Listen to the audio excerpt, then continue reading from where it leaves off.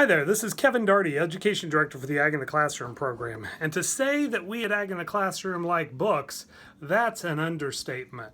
We're in the midst of shipping out a number of books to our Teacher Award-winning book recipients, and I thought I'd tell you a little story about a couple of them. It's time to think about how books relate to some of the issues we're talking about in agriculture. My first one is The Last Great Adventure of the Peanut Butter and Jelly Society by Janet Sumner Johnson.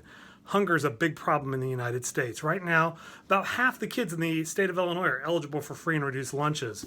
What happens when one of the kids is your best friend? This is a great book, talks about it in normal middle-class American terms. What happens when kids are hungry? It's a great book. Next, by Eugenie Doyle, Sleep Tight Farm. It takes a look at what goes on, the hard work that goes on all farms as they get ready to prepare for the winter.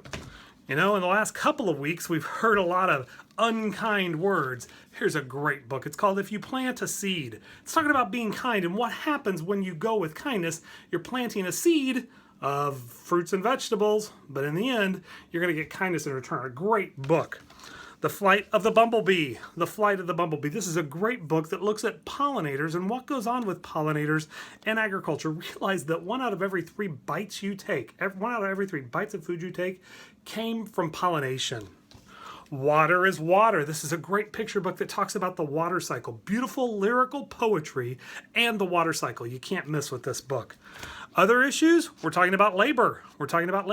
A great labor book is Return to Sender by Julia Alvarez. What it means to have workers on the farm.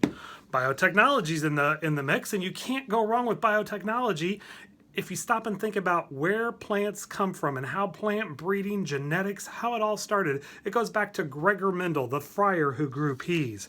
Of course, with special education needs, students with special abilities, and also STEM careers. What goes on and how do you build something?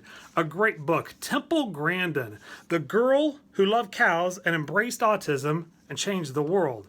Temple Grandin is an advocate for animals and treating animals humanely, but she also has designed materials for animal agriculture, specifically with STEM careers. This is a great book. Of course, we're lucky to be here in Illinois, and another great book is by Illinois illustrator Wendell Miner. It's just been re-released, Heartland by Diane Siebert, illustrated by Wendell Miner. You're looking for a couple good books to read this winter? Here's a couple.